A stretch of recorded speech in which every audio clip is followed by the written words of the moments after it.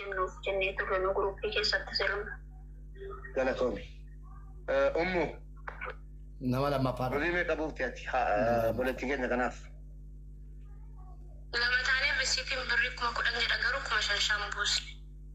Birriin kun eenyu akka kennamu barbaadda? Durumaa kan qabame haadhaa fi haadhumaaf qaba. Atoo yaadanne birrii meeqa buuftee keessaa qabda? Ani birrii 6,500 Nama sadaffaadha. Ani haadhumaafan jedhe haadhumaaf jennee arraba baay'ee arganne. Hawwineet birrii meeqa Nama buuftee? afuraffaa. Jechaala yeroo laman galchee yeroo jalqabaa 10,000 yeroo lammataa 5,000 15,000 buuse. Birrichi eenyuuf kennamu? Haadha qabbanneeti. Ayyee sabboontu Nama shanaffaa. birrii meeqa buuftee ati? Sagalee ol qabi. Birrii 6,300. Eenyuuf kennamu birrichi? Birrichi haadhumaaf. Badrii birrii meeqa buuftee ati? Ani yeroo laman galchee yeroo tokko 7,000 wayii yeroo tokko 5,000 dhugaa mucaa kanaa dabame immoo harmee isiitiif akka galu duras dubbannee turre mana roobadeettis. Akkasitti Siinaan birrii meeqa buuftee? nama torbaffaa. 10,000. Birrichi eenyuuf kennamu? Harmee qabbanneef haa kennu. Siifan Nama torbaffaadha kun. Namni namaa sosi. Nama 40 keessaa nama torba uummata Oromootti dhiyeeffadheera. Ani abbaa murteetii miti. Namoonni tokko tokko warri hojii hin qabne yeroo guddachuu barbaadani suuraa koo gad deebisanii yookiin immoo suuraa koo fannisanii bira ta'anii ammata 10 bira teessa malee dhageessanii ammata 10 suuraa koo fanniftee bira teessa malee yoo ana argatte anas fanniftee bira teessa malee dhugaa dubbachuudhaan dubbatti hin jedhu. Oromoo dhugaa dubbachuun filooman guutu. Ani ummata Oromoo tan dhiyeessa abbaa murteetii miti. Ummata Oromoo bal'aa tan dhiyeessa. Intaloon duute kuni dhalattuu naannoo jalduuti. Kan isiin duute Dubaayin keessatti. Dubartiin tokko yeroo biyyaa baatu haadha gargaaruudhaaf abbaa gargaaruudhaaf jireenya fooyyeffachuudhaaf rakkattee biyyaa baatu dubartii walumaa galatti. Dubartoonni biyya arabaa kana booddee heeruma iyyuu hin qaban yoon jedhe nan sobsiisu. Warri biyya keessa taa'ee dubartii biyya arabaa fuudhuyyuu dugda ziilaalee akkasittidha akka oolaa. Dur oolaan laalama miti. Oolaa duddi. Duddan laalamteeyyi nikaarra buufatee geggeessa biyya alaatti. Amantiisa kamtu yeeyyamee naan biyya alaatti argattadhu. Kami amantiin inni warra fuudhii gahi biyya alaatti ergi kan siin jedhe. Ashkara godhattee atasiifataa jettee teessa isiin achi gubatti. Sanuu kun horeen fi jaraayyuu biyyatti garaa jiru. Dubartiin biyya arabaa dhatte yaa ummata walumaan taanee dubartoota kanaaf atumsinu rakkoon hamaan ijoollee biyya arabaatti dhufaa jira. Ijoolleen kuni warruma kaleessa qimamii mana madaamii jedhamee masgiida ijaaraa turan, charchii ijaaraa turan, warri charchii eessa jirtu? Abbootiin amantaa Pirotestaantii eessa jirtu? Abbootiin amantaa kiristaanaa eessa jirtu? Abbootiin amantaa musliimaa eessa jirtu? Warri waaqeffataa eessa jirtu? Yoomuma kan isin miidiyaatti dhiyaatanii waa'ee dubartii biyya arabaa kanarraa dubbattan. Yoomuma galatoomiillee yoo dhiiftanii gaafa gargaarsaa isa kamtu biyya faranjii taa'ee isin ergaa jiramoo? Ijoolluma hadha baay'ina jalaa fayyadamnee mana miileenaatiin gargaarsa wayii dhuftanii ittiin makiinaa kana booddee ifama wajjin. Gargaarsa nuu gochisiisi mubaarik jettanii ittiin makiinaa nama kabaja hin arganneef ijoollee biyya arabaa keessa teessee kabaja hin arganne akka sareetti ilaalamtu ergaa wantan saantima fuudhu hin jiru. Kana booda jechuudha.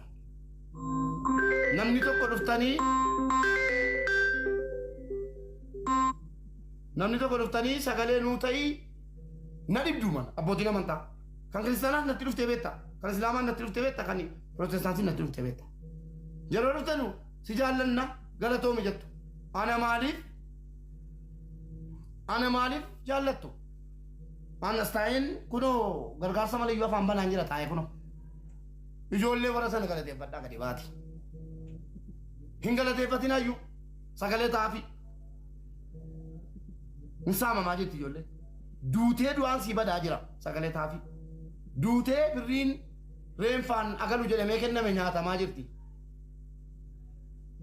hindii tokkotu dur bara durii Itoophiyaa dhufe jedhan Itoophiyaa dhufe durii gaa wantichi naa qabadhaa waan duriini maa jira malee waan ammaatii miti diqqa amma seetanii akka booksii wal booksahuun hin dhumne bara durii hindii tokkotu Itoophiyaa daawwachuu dhufeedhan dhufee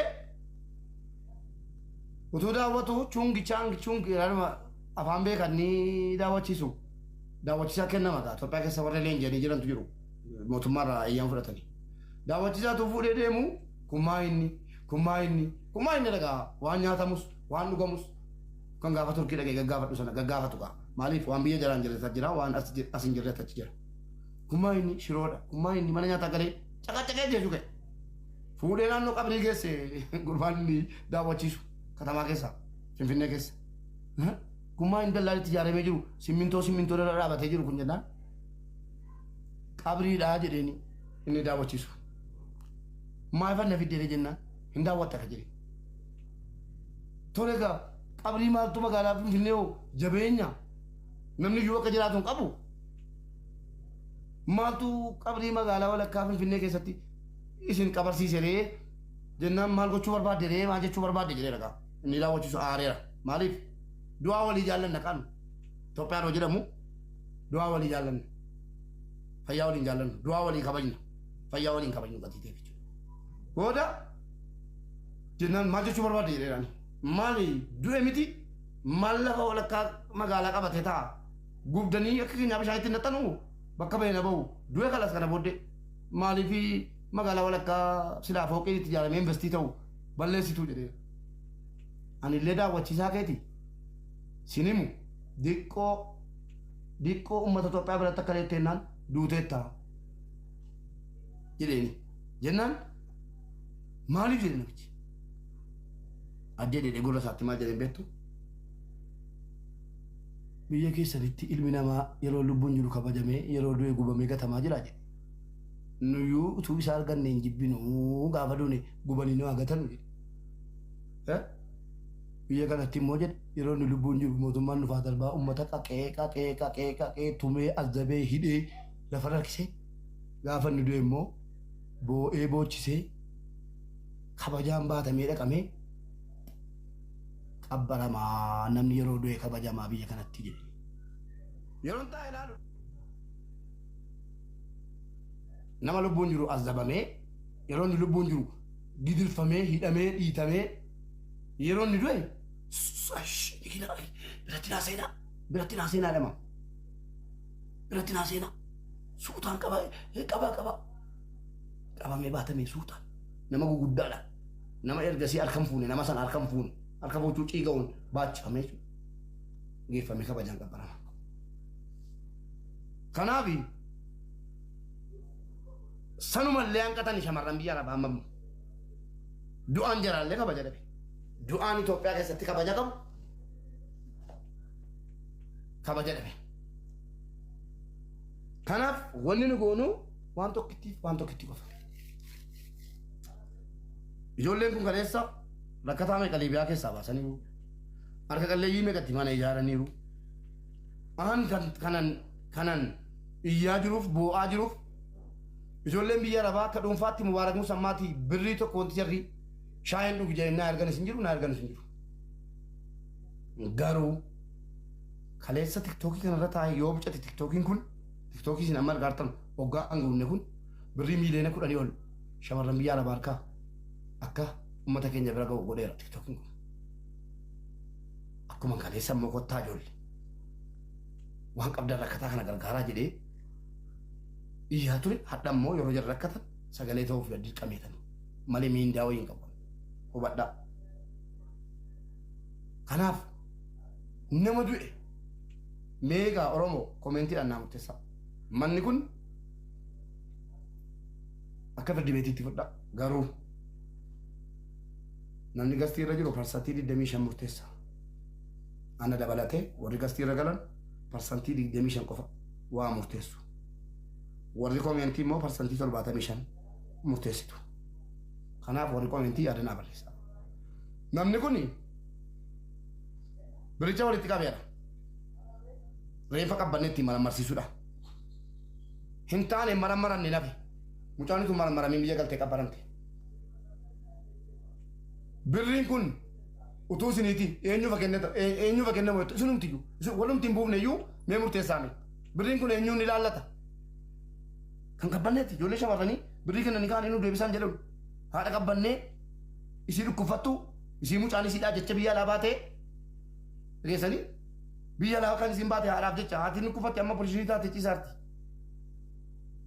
Maatiidhaaf kennama malee ijoolleen sun nu kennaan jedhan galatooma. Amma afaan saarraan nageenye malee bakkeedha haasaan maal jedhama?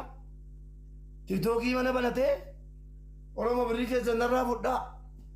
Birrii keessan narraa fudhaa. Qabaqoonni isaa namoonni inni itti dhiyaatu dhufanii gastii galanii Oromoo birrii narraa fuudha.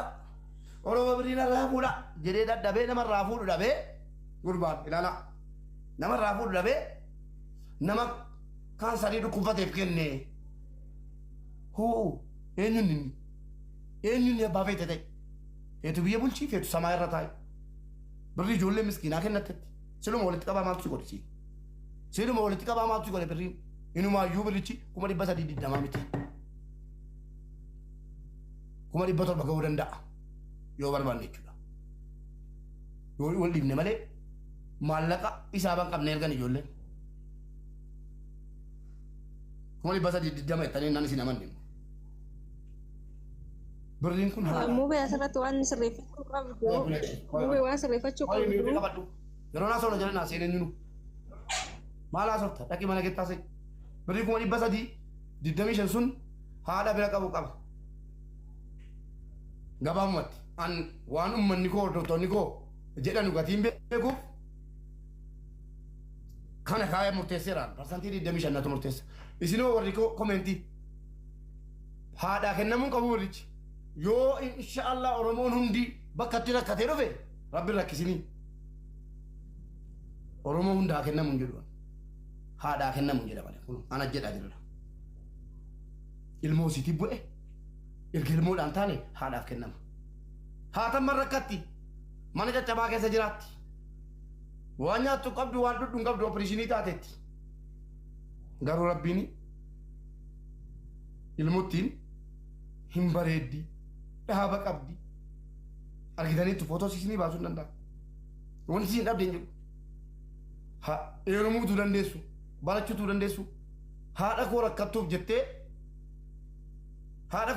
jettee biyyaa baatee biyya namaa keessatti afte fayyaan banaa baatee reenfii dhufee beennaan qabbarattee garuu rabbiin immoo akka cabsetti gatee okkolchuuf haadhattiin kadhattus ollaarraa liqeeffattus mana namaa hojjettus hin duune numa jirti haati. Garuu namni siin eeggattu hin jiru rabbiin malee. Yaa Waaqayyo nagaan na hojjete nagaan na bulchi jetti rabbi immoo simbirroo sii miskiina waa tokko afaan hin beekneyyuu waadaa galeera waan ta'eef qoonqoo banetti isumatu guuta. Haadhatti rakkattee dhuma akkuma rakkinaatti jiraataarti. Yoo rabbi jedhe haati kun haqa nurraa qabdi maallaqichis deebi'uufii qaba hin deebi'as. Viidiyoon hojjenna miidiyaa hundarra gadhiifna seeratti gaafanna Itoophiyaa keessatti Itoophiyaan jiraadhammoo seeratti gaafanna. Embaasii Jarman Itoophiyaa keessa jirus paaspoortii keessan ergitanii himata irratti bannee nama kana irratti biyya Jarman keessa taa'ee ijoollee biyya Arabaarraa maallaqa akkasitti nurraa guurrate jennee hiriira asitti baana ijoolleen naannoo furii boolee jirtan obbolaa keessan shamarran biyya Arabaa embaasii Jarman dhannaa embaasii Jarmanii akka imeeliin ergamu goona beektota itti gaafanne nama kana hin himnu jechuudha. Namni reenfa dubartiitti maallaqa nyaate